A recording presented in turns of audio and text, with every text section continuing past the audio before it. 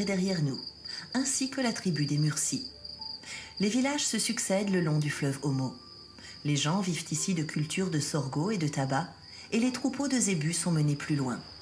Car les crocodiles attaquent par le museau toutes les bêtes, même les plus grosses, venues boire.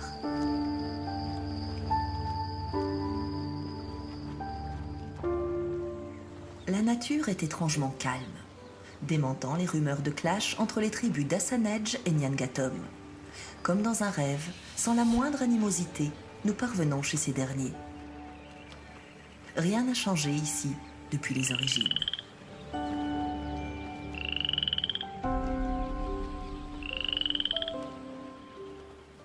Pour chaque zone, en fait, il faut prendre des gens du coin. Donc une tribu va nous montrer le chemin pour aller à la suivante. Donc c'est comme un passage comme ça que nous allons faire d'une tribu à l'autre, puisque ce sont... Alors parfois ils sont dans de mauvais termes, donc en hostilité, donc parfois ils ne vont pas aller jusqu'à l'autre tribu, mais ils vont nous dire bon, moi je ne vais pas plus loin, mais tu vas un peu par là et tu vas trouver cette tribu, mais moi je ne m'approche pas. Donc on va faire comme ça. Donc comme un passage de témoin en fait d'une tribu de l'Omo à une autre. Donc évidemment qu'il y a de grandes chances que ces peuples disparaissent, ou en tout cas soient culturellement annihilés à cause du progrès qui avance. Et ce serait malheureux quand même qu'on n'ait même pas eu connaissance qu'ils existent. C'est pourquoi on va les voir.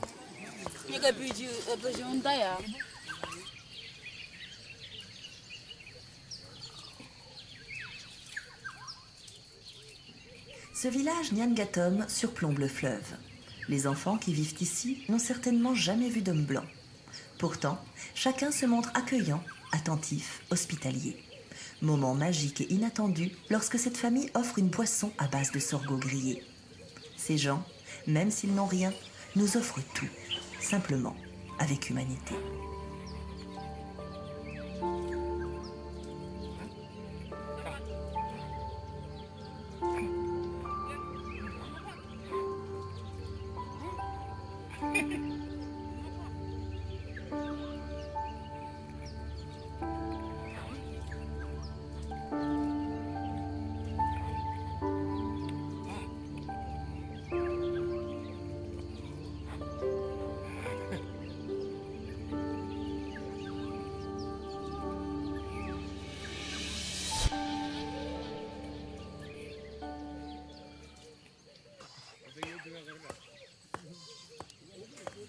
La nuit tombe, soudainement comme toujours sous l'équateur.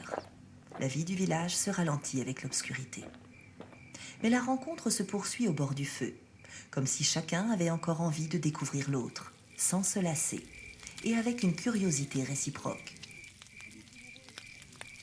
J'ai l'impression qu'il y en a un qui va avoir une visite ce soir.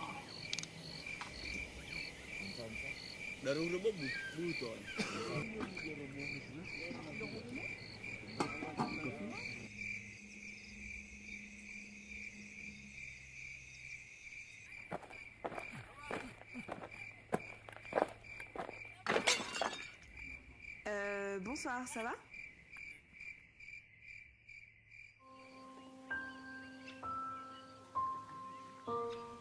Au petit matin, il est temps de réembarquer sur le fleuve, ainsi que tous les jours.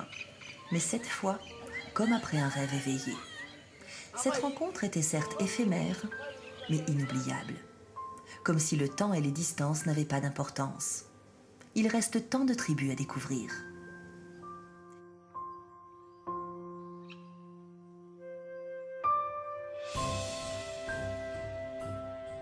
Alors effectivement, c'est aussi une frontière. Donc ce fleuve Omo est également une frontière entre les peuples. Donc on a certaines tribus qui sont de ce côté, certaines tribus qui sont de l'autre côté.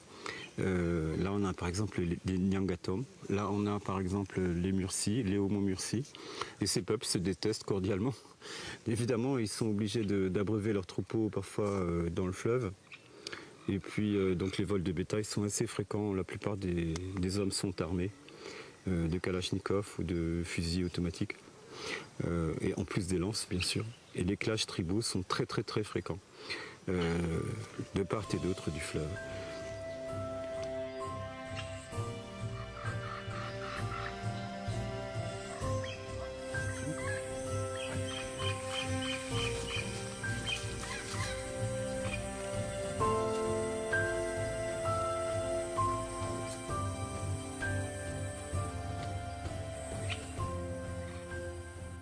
Mais ce calme apparent n'est-il pas qu'illusion?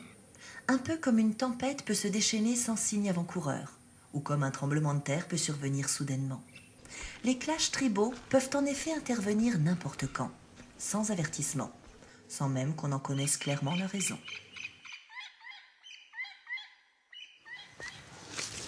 Il y a eu du passage par ici.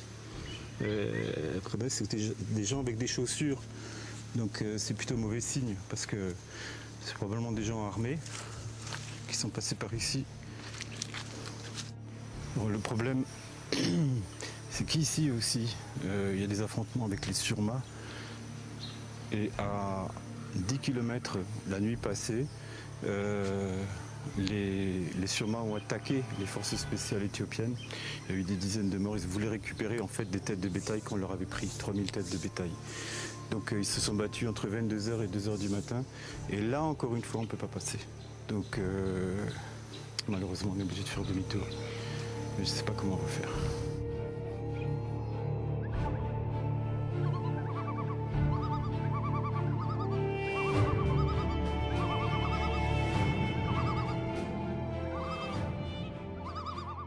Poursuivre plus avant sur cette rive, la rive ouest de l'Omo, est devenu impossible. Ce serait même suicidaire.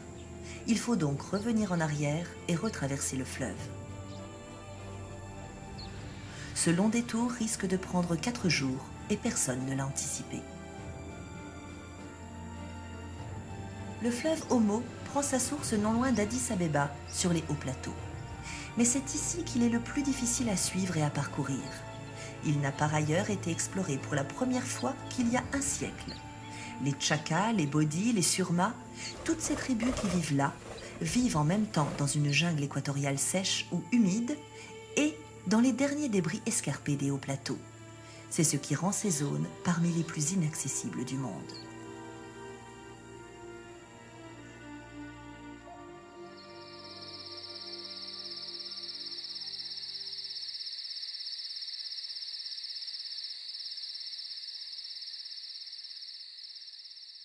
Nous retrouvons finalement la rive orientale de l'Omo.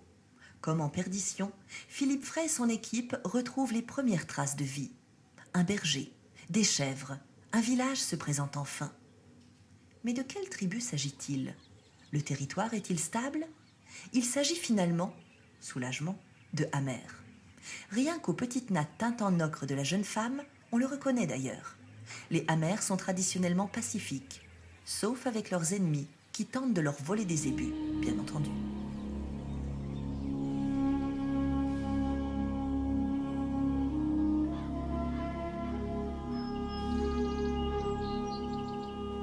Notre rencontre, dès l'aube, nous mène à un campement qui s'éveille.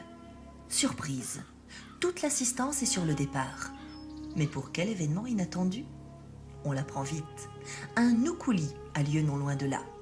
L'Oukouli est le rite le plus important des Hamers. Mais reste à s'y faire accepter. Car un occidental aura vite fait de juger à tort le spectacle incroyable qu'il aura devant les yeux.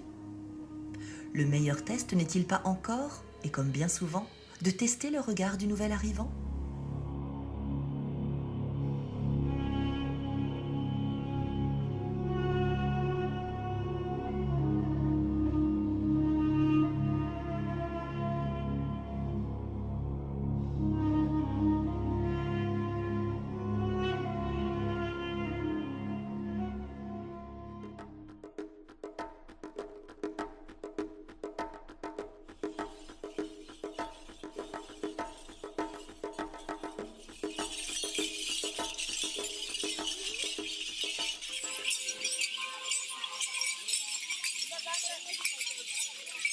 L'Oukouli est effectivement une cérémonie qui dépasse l'entendement.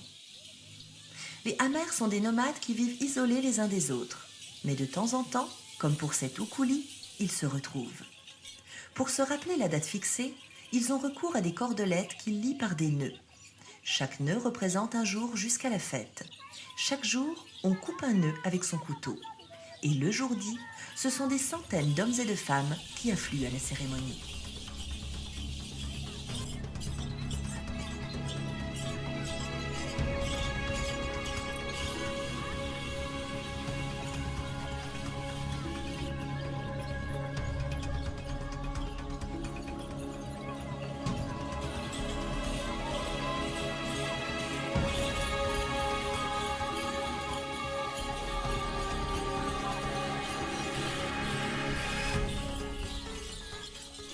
Au préalable, on aura préparé des pierres à moudre les graines de sorgho. Cette farine servira autant pour les repas que pour confectionner de la bière de sorgho. Parfois, on l'additionne même avec de l'alcool pur de sorgho qui titre à 35 degrés. Pourtant, seules quelques femmes ou les vieilles personnes consomment principalement cet alcool. Car il faut, surtout pour les jeunes hommes, garder les idées claires. Dans le cas contraire, on risquerait des accidents graves. Les femmes, par leurs chants et leurs danses, ponctuées de grelots, se déplacent dans les campements avoisinants. Pour ceux qui auraient oublié la date fatidique de cet événement, elles cherchent avant tout à se donner du courage pour l'épreuve terrible qui les attend.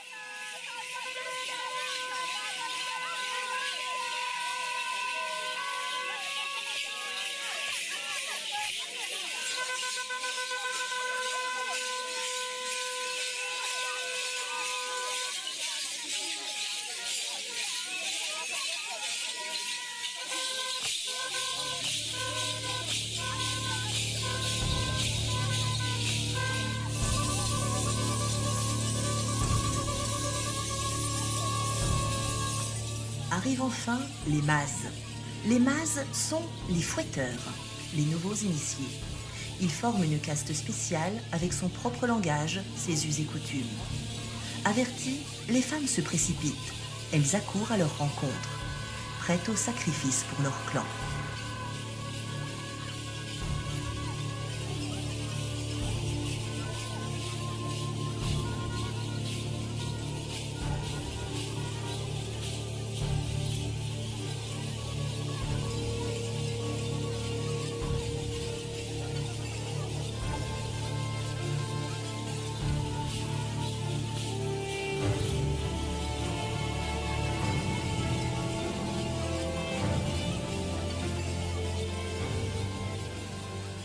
C'est un spectacle inimaginable qui s'annonce, car les femmes provoquent les mazes à outrance, jusqu'à ce qu'ils les fouettent jusqu'au sang.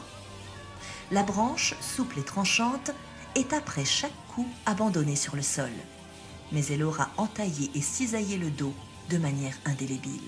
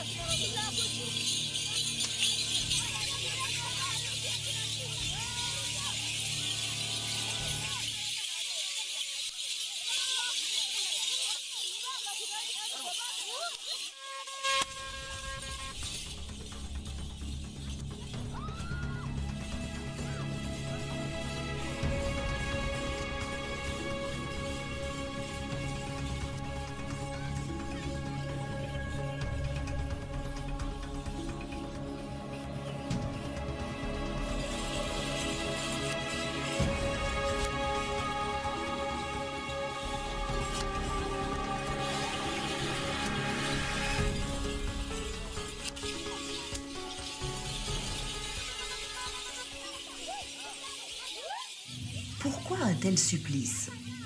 Pour elle, c'est une forme de courage et d'endurance. C'est en même temps un lien solide, inaliénable au sein du clan. Mais c'est surtout une aide pour le futur initié dont c'est la fête. Il s'appelle Anuka. Il se sera rasé le crâne pour l'occasion, hormis une touffe de cheveux sur le haut de la tête.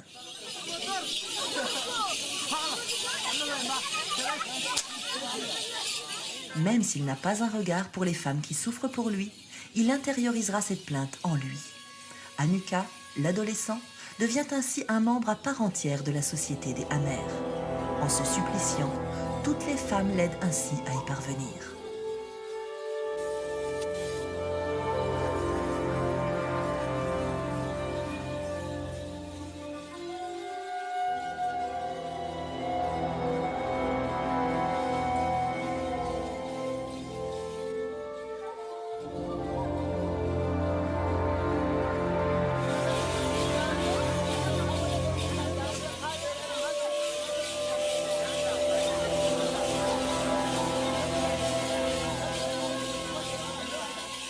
Les fouetteurs, les mazes, doivent encore se peindre le visage de manière rituelle à l'arrivée du jeune initié.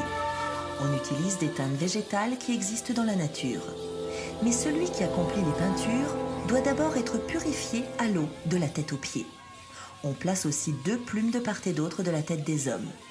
Maquillés, apprêtés, les mazes doivent se montrer beaux, séduisants, sauvages, mais pas trop, car ils doivent également faire preuve d'indulgence et de mansuétude.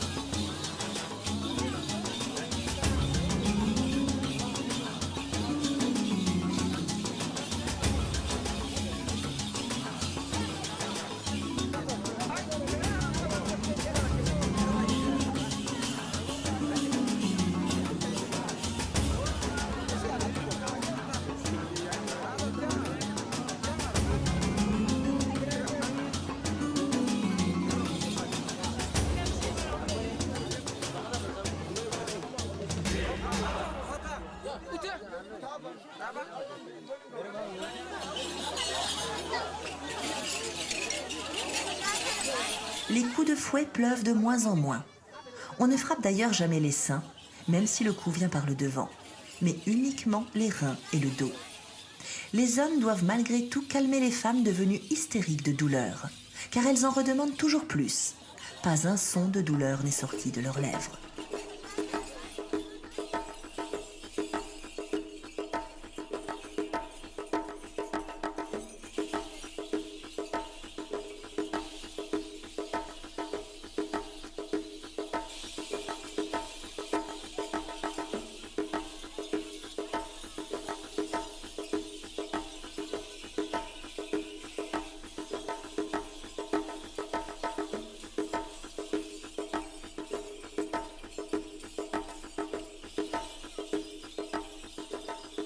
Tout le monde se dirige désormais vers le troupeau de vaches qui stationne non loin.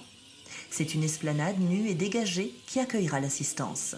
Et surtout, les proches du jeune Hanukkah.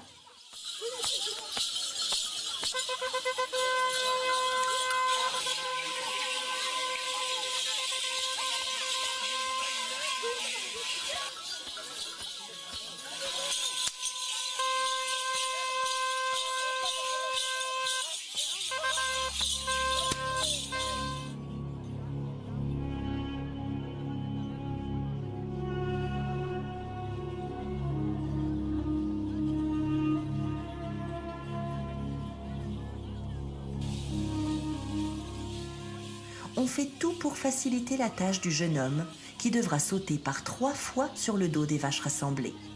On place donc flanc contre flanc les bêtes. On essaie même d'installer un petit veau comme marchepied, mais celui-ci refuse en général d'être séparé de sa mère. Les femmes participent au placement des animaux avec leurs grelots et leurs trompes. On tente d'aligner au moins 8 vaches. Après quelques rites initiatiques secrets supplémentaires, on approche du moment fatidique. En effet, on explique les serments d'entraide sacrés entre les membres du clan derrière une forêt de corps et de jambes. C'est le saut des vaches. Mais en cas de chute, c'est un blâme qui rejaillit non seulement sur l'initié, mais sur toute sa famille. Tout le monde est tendu, comme si cette tension pouvait aider au saut extraordinaire qui marque le passage d'un gamin à l'état adulte. Un nouvel homme amer va naître.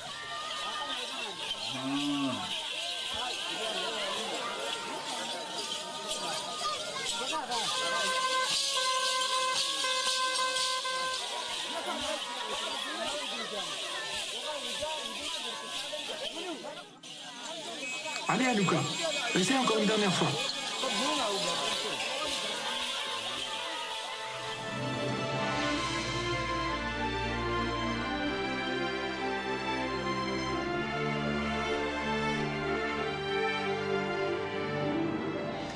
Une fois, 2 fois, 3 fois, le passage sur le dos des vaches se fait sans encombre. L'assistance retient son souffle. Il existe un nouveau venu dans le clan des Amers de Tourmy. La cérémonie avait été prévue de longue date. Les préliminaires ont été longs. Mais dès l'événement terminé, la foule se désagrège, comme s'il n'y avait plus rien à ajouter. Tous les nomades du monde, d'ailleurs, se saluent pendant des heures, mais ne connaissent souvent aucun au revoir que de tourner le dos et de repartir. Les femmes iront se soigner leurs blessures atroces avec des onguents cicatrisants à base d'herbes naturelles, jusqu'au prochain Ukuli. Alors évidemment, ça peut nous choquer de voir certains spectacles, mais c'est leur coutume. Je pense que nous aussi, on peut choquer un certain nombre de gens par notre attitude. Par exemple, si on débarquait avec des appareils photo, avec des caméras, ça les choque aussi. Donc nous, on est choqués par eux, et puis eux, ils sont choqués par nous. C'est le choc des cultures, c'est comme ça. Mais non, franchement, il faut les voir comme des gens qui sont très attentionnés, vivants, qui aiment rire, qui ont une vie familiale très, très soudée.